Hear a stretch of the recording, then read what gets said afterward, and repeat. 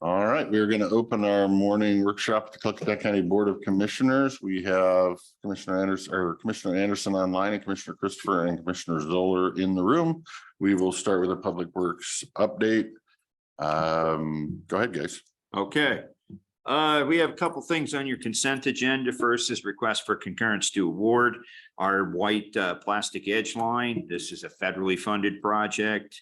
The holdup on that was the bids came in more than what we had money for. The feds approved the increase. So now we're looking to get that one to go to work. We also have item 10, which is the Goldendale Rodeo Bible Camp.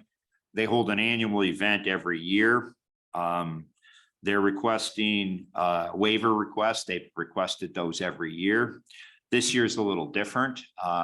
They only requested about half to 2/3 of it. We don't have a tractor. So we said, if you guys will do all the grooming prior to and after your event and get it set up, it would save us considerable amounts of money. So then we would waive, because it would be an additional, I think it's an additional 1,000, little over 1,000 we would ask that we normally don't ask for a waiver for, but they normally don't ask for. But in this instance, it saves us a ton of money because I don't have to rent a tractor an extra month. I can get one after that event and rent it for 1 month for the fair. And we did find one. So it took us a while, but much better price than the 12,000 that we had been quoted. Is it a local rental or did you go with a corporate rental? We ended up having to go to Spokane. Everybody around here, while they would do it, they can only give it up a day here, a day there. And that is not very good for us as far as the fair goes. But we did get one for about $2,100 as opposed to. Wow. Somebody turned me on when I was talking to a bunch of the ranchers. If Kubota has a program, I did not realize, but the rest of them don't. So, okay. So we're able to get one for 1 month, and so that actually helps us. But again, the Goldendale Rodeo Bible Camp, it's for kids. They bring kids in from all over the world. They have about 90 kids this year, so I would recommend the waiver of the fees for them. And at that, I will turn over the thing to Seth. On construction end, we've got Courtney Road. The approaches are being paved this week and they're placing shoulder rock.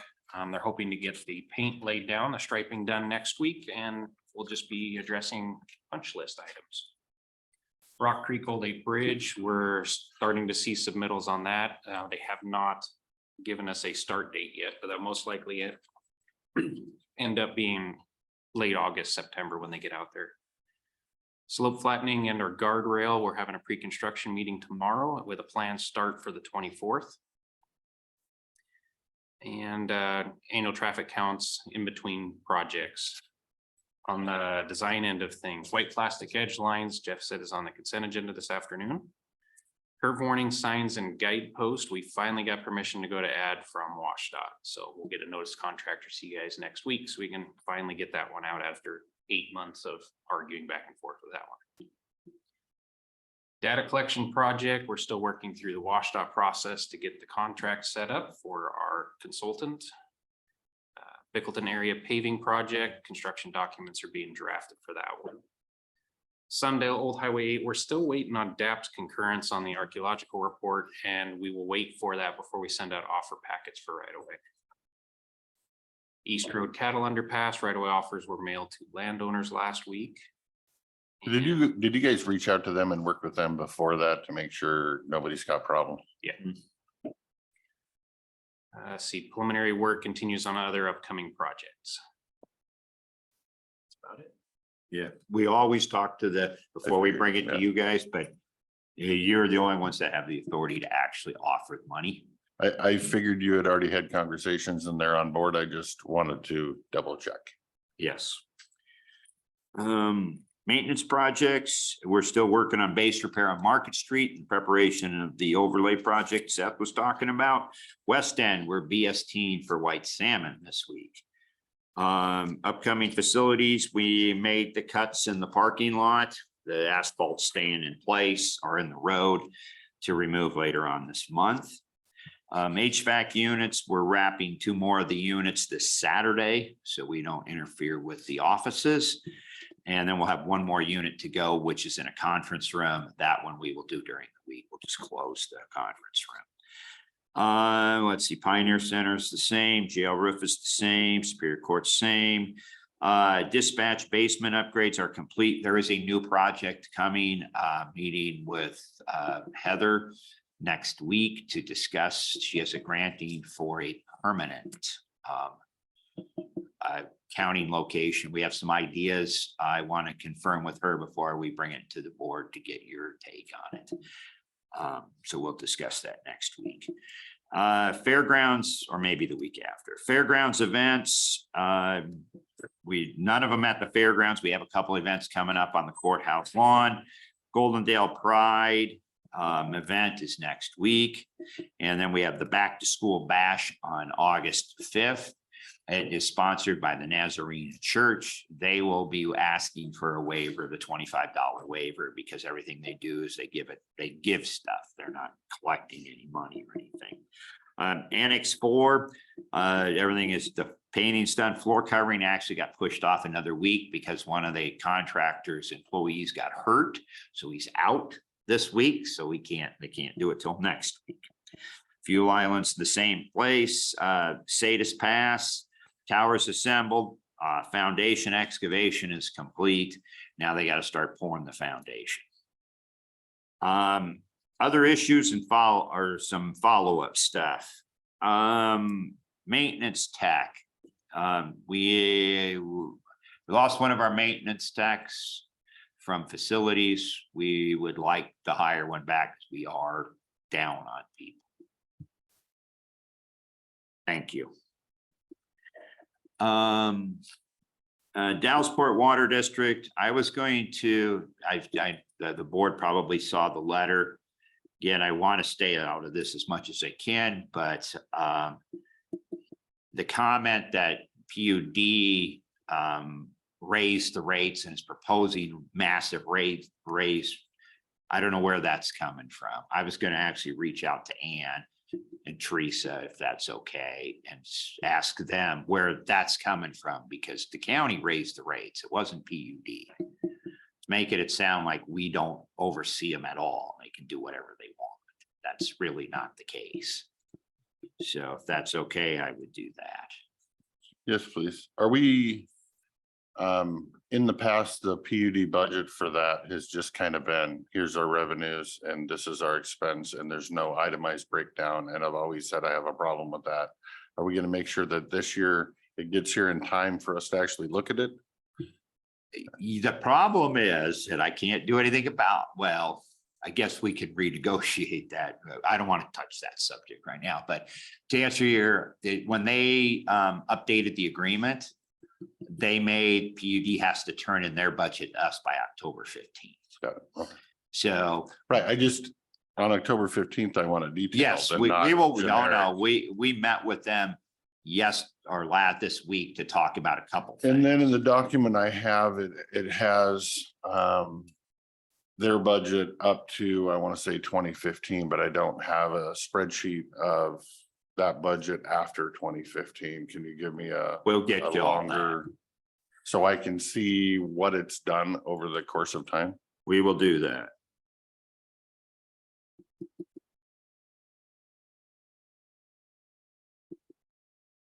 Now that's going to be something we're going to spend a lot more time working on here in the next a few things off the plate. Yeah, there's a lot there that needs to be dialed in, that's for sure. Some other updates. I met with Jeff King, and again, we're looking for your opinion on this. We talked about, because you'd asked, and sometimes we don't get to it right away, but we talked to him about taking over some of his long-term, not as his maintenance contracts, but fixing things like the fence and all that. So my recommendation to him is, let's put together the stuff that you need to get done. It's not all going to happen in a year, because that's not how this works. And then we would I said I would talk to the board, and then my suggestion is we put it on the capital and non-capital list under a different line item. You know how we have all the different facilities, we just put it under tower sites. And then, you know, we'd either, you know, then the board would determine if we need more money. Also, we could schedule it for, you know, 6 years out if you're okay. with No, something that's like the that. smart way to go. I think anyway. Mhm. Then we're not, we know it's there and we can plan. for We're it. not last minute on everything. Right. Right. And then we can decide what's more, and I told them, then you decide what's more important. You don't always need this, you do this instead. So that's how we operate, and that's how he said he'd be okay with, so we're gonna work with him on that. Dallasport clarifier, we're starting to put together the budget. What, I mean, you know, we can put it on, we can not put it on, I guess. That's the hard part for me. So we have the 250 for half of it, Yes, and we're going to be asking for the 250 for the other part of it. But whether we get the 250 to be able to fully fund the project or not, we don't know. I can leave it off until we meet with the board. It's up to, again, I'm looking for. That whatever would be my recommendation, is let's see what money we have before we put it in a budget to spend said money. How soon will we know on that? 250. Yeah. Once, my understanding, and staff can correct me if I'm wrong, is once we submit the ask for the landfill gas funds, then this board chair and the PUD board chair will meet, schedule a meeting, have a discussion, come to a agreement. I can't imagine that being a long drawn out procedure. So with that, you know, we'll either have a yes or a no. Rather quickly. Yeah, And then we're if depending it's on a that yes, then we way. can throw it back in the budget, is the way I kind of look at it. WJ, I see your hand up, but we're not taking public comment right now. Yeah, so that's the way I would recommend it. Okay, that's what we'll do. Yes. Okay. Just want to bring you, we're starting to do some work on the buses Buses. for seniors. Oh, okay. So we did our first one, replaced a radiator, overflow tank and things like that. So we've been working with, Seth's been working with Sharon. So we have moved that forward, and I think it's working out really well. Okay, good. We brought it in, they stropped it, the guy swung by when he was fueling it up. Our guys looked at it. He took it, you know, they make sure it's fine. It's losing a little water. They ordered the part, called him when it came back, and brought it back by, put the part in, we're done. Good. Instead of going to Vancouver. So I think. Well, it worked and that's out the kicker. It's going to save our taxpayers money in the long run, which is why we're sitting here. So well. Mhm. thank you for doing all that. Okay, and we got one other thing that's come up, and I guess we're again looking for what the board thinks on this. In the past, we've opened the fairgrounds to allow people to bring animals in only on real big fires. The monastery fire, when Public Works was emergency management, we opened it up, but if you remember the monastery fire, it was huge and a lot of people got displaced. In the past, we have not used the fairground as the first option for people that get evacuated, because a lot of them, it's a temporary thing and they don't go very far. And a lot of them don't bring their animals. Once we open up the fairgrounds for evacuees, then I have to have somebody up there on overtime the whole time they're there. Because we have to make sure they go in the right places, especially if we have events. Because they can't intermingle with the events. And we did it once years ago. We canceled an event because they thought the fairgrounds was going to be needed. Turned out nobody came. And the people that had the event were extremely upset. Why would you have to cancel an event? Because we were told a bunch of people were coming and that they needed all the barns. And it was a horse event. And so we told the people, you can't be there if we have to use it. So what we've done after that, we decided not to use it as a first option. Only if it became a real, you know, a real threat where it was a real fire, not, you know, as soon as there's a fire breakout, then they put a lot of people on level 2s and 3s, which I understand that. But they're, you know, like the Night Road fire. Most of those people didn't end up leaving it was come and gone. But we ended up firing up the fairgrounds. And so we paid, you know, a bunch of overtime for that on a budget that's pretty tight. Yeah, and I can do that if you're okay with that. That's fine. I don't care either way. Like on the monastery fire, we got we got reimbursed for that. If it's a big fire, you know, we get FEMA money. And so we got reimbursed for that. Again, I'm not saying if I'm not saying let's kick the people out, but it would be nice if they could find a different option. And then if not, then we use it, but don't go to the fairgrounds right out of the gate. In the past, what has Red Cross used? Do you know?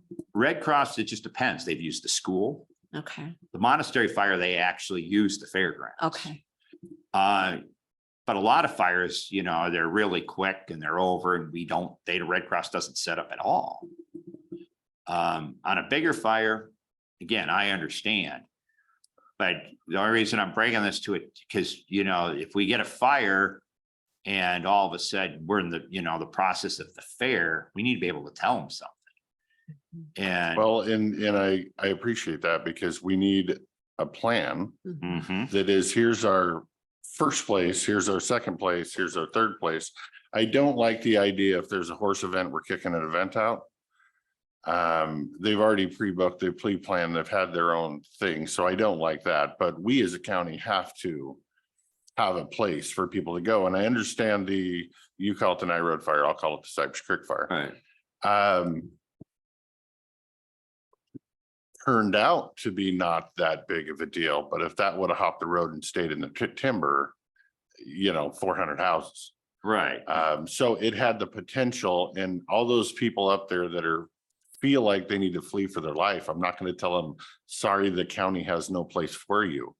So with that, no, I'm good with the fairgrounds, but we need to, if there's a different site than the fairgrounds that needs to be presented to me, and we need to come up with a plan that here's our first place, here's our second place, here's our third place.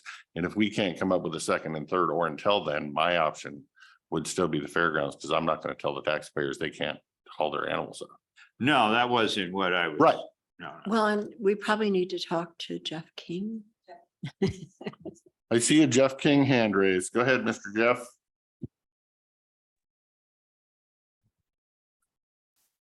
Yes,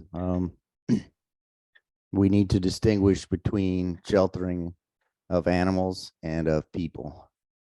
Right. The, I think the fairgrounds is not the first choice. And since lessons learned in past fires, not any choice for sheltering of people. right. And once we issue level 2 and/or 3 evacuation notifications, the sheriff's office decision, and my department sends out those messages, we have a responsibility to provide a place for the people to go. Right. What I think we need to do is we need to brainstorm this. We need to all be in the same room, put it on the agenda for one of the coming weeks for an hour. Let's get some brainstorming going, because this is something that we need a policy in place with all of the, you know, and make sure we invite Jeff and, Oh, yeah. and anybody you think needs to be there, and anybody Jeff thinks needs to be there, and come up with a plan, because yeah. Because in the past, a lot of the people, and Jeff's made a good point, you know, Jeff and I talked through this yesterday too. In the past, if it's local people that have been here a long time, they're not going to take their animals to the fairgrounds. They're going to take it over to one of their friends Right. or somebody they know or their relatives. It's the people that have just moved here may not have that Right. resource that we would need to assist in. Because in the past, you know, usually they look to other ranches and places like that to take animals, as opposed to the fair, just because for the fairgrounds, again, I'm okay with it. We did it, you know, we did it ourselves during the monastery fire. And when we were doing emergency management, we brought them to the fairgrounds. We have, and I'm not saying don't do it on a big term thing. I just want to make it the board aware, you know, there's a cost, Right. and it's a substantial cost, because ultimately, and Jeff's right, we don't want to house people at the fairgrounds, but we have to make sure they don't leave their animals and just walk away. Because now you got to get, somebody has to provide food for them. Right.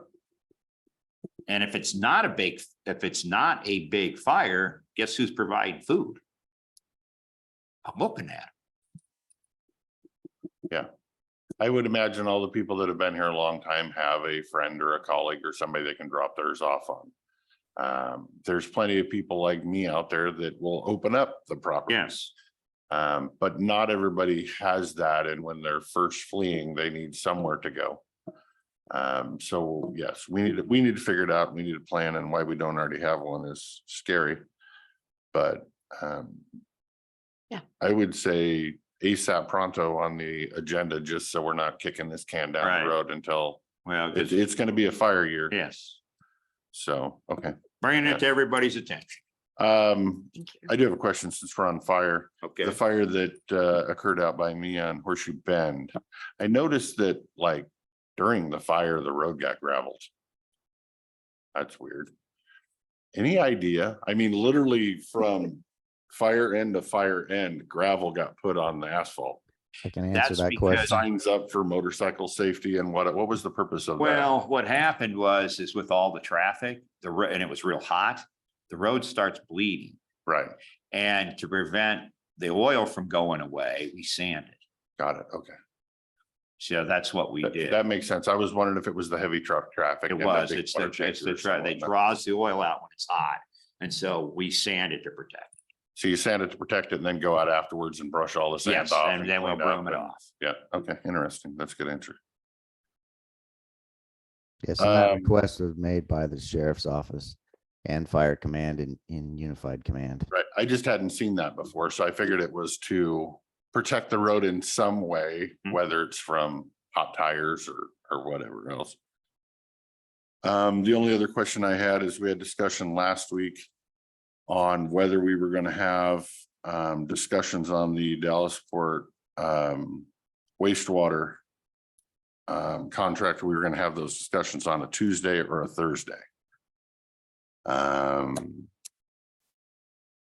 Commissioner Anderson wanted him on a Thursday, and he's online if he wants to speak about that. And I said I needed a week to look over the contract to decide what I wanted to do. It's my recommendation that we hold those on a Tuesday, which might seem weird, but I want to make sure we are in full transparency of the public. So that's my recommendation, and I will open it up for my seatmates for their opinions on the matter before we schedule that.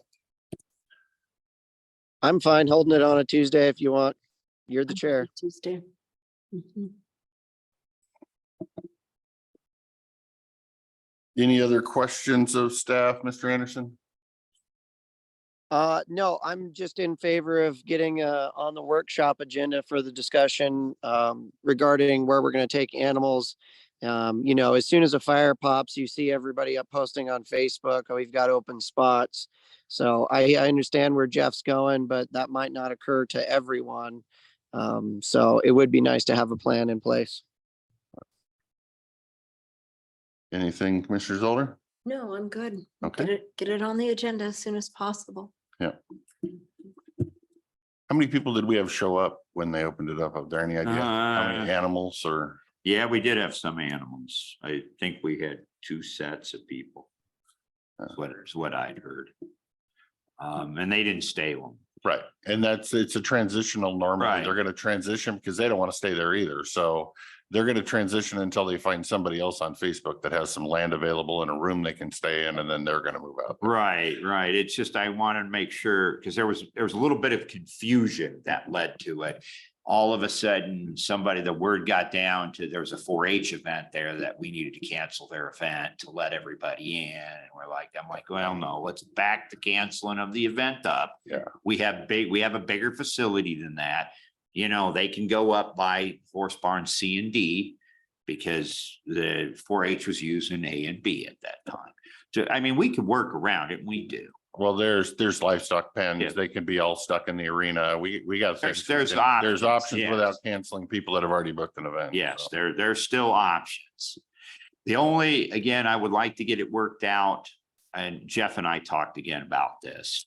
The big thing for me is the Christian Cowboy event that's coming up. If there was a fire to bust during that, you either, because it's 90 kids, they do not allow people in amongst the Right. kids. So now you're stuck with the option of telling people not to go to the fairgrounds or canceling their event. And that's why we need a plan. So Yes. we have an option A and an option B. And hopefully an option C, so that depending on the circumstances, we are prepared where we're not now.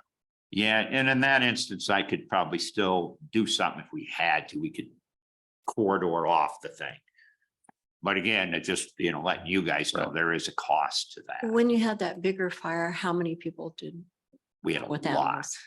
Like Oh, I'm gonna say, 10 different families? oh 20 no, it's probably Oh. 20 or 30. Yeah, I was gonna say that was a big, big. all the way on the right side of 97, and that burned a lot of ground in there. Yeah, we also had DNR up there and Red Cross. It was kind of a unique thing. They typically don't co-locate like that, but it was a big event. Okay, And the lessons learned from that was that we will never do that again. Do not co-locate command, fire camp, and the sheltering of citizens. and that's why I want to make sure we put it on the agenda for an hour or something, so we can all come Mhm. give our experience and our expertise, because I don't want to make a policy that is a bad policy, and I need your guys' guidance and expertise on this, so without just telling people, no, we're not taking you, we got to come up with options. We are running over our time, so unless there's anything else pertinent for these fine gentlemen. I got one more thing real quick. This is Uh-oh. for Lee. This is from Public Works. Well, that was nice. Been good. I worked with you. So it's been good. A lot of the people that are in our department. I won't be able to attend. I saw you the other day, so today, but yeah, it's been. Thank you. Hopefully it's not a bag full of asphalt.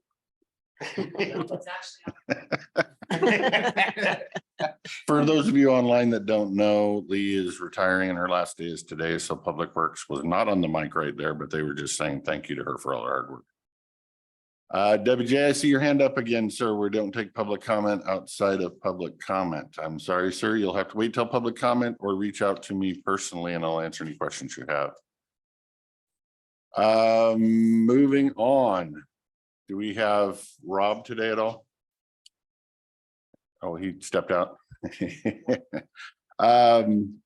Okay, for Commissioner Anderson, I do want to have a short executive session. Rob has a meeting, I believe at 11 o'clock, so I needed to squeeze that executive session in before he goes to his meeting. So I was thinking we can either do IT and then we can do the executive session and squeeze those in both before 11 o'clock, or we can flip them around and do the executive first and then do IT. Your call. This one ran a little long. How long do you think? Jake, See any issue doing IT real quick? Okay, let's do IT real quick.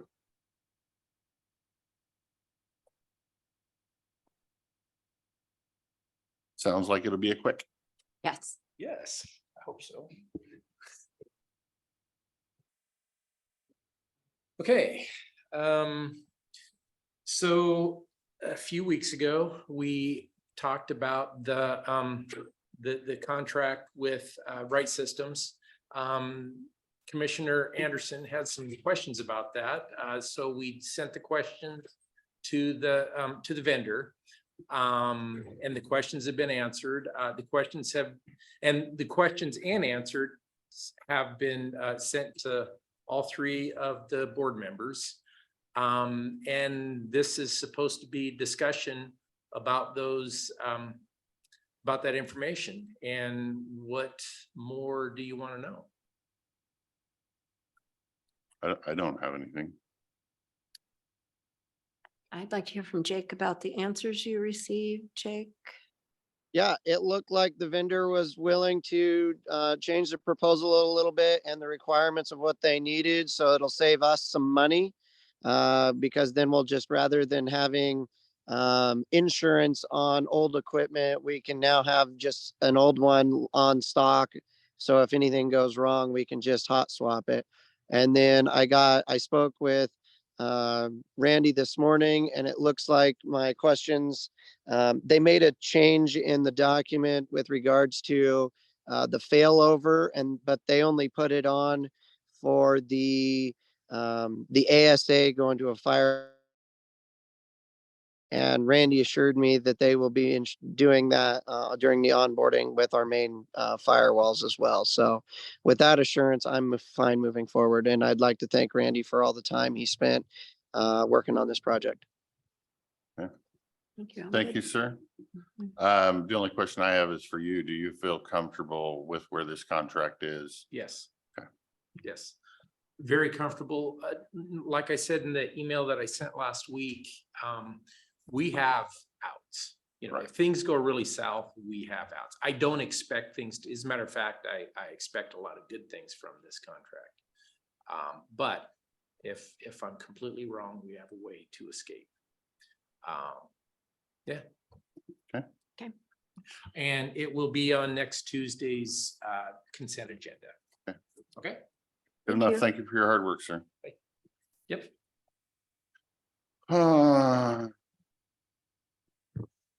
With that, if we go into executive now, we need to figure out how we're gonna do it with you on the phone. I guess we can have Lee call your number with the office phone and Yep, just just huddle around the speaker. Do we want to shut the Zoom? Sorry, got a heads up over here. Sure, I thought you were gonna be in that one too, but go ahead. Yes. Well, 10 minutes is all I'm gonna do. You know, 2 seconds. So the Public Health Department filled their environmental tech position with an internal applicant. And now that has opened the clerical 3 position down in White Salmon. So I'm just looking for a verbal to be able to post for that position still. I mean, So yes. 3. Yep. Okay, Mr. perfect. Anderson, you okay with that? Perfect. 333. Thank you. So yeah, I only plan this to be 10 minutes. We should whip right through it. Are we shutting the Zoom off or just closing mics? It's just shut it off for safety. And I'm sorry, I'll do it quick. It'll be 10 minutes and we'll come back and do the FSEC thing, which is what I'm assuming you're here for. I just have to get the executive in before our HR person leaves.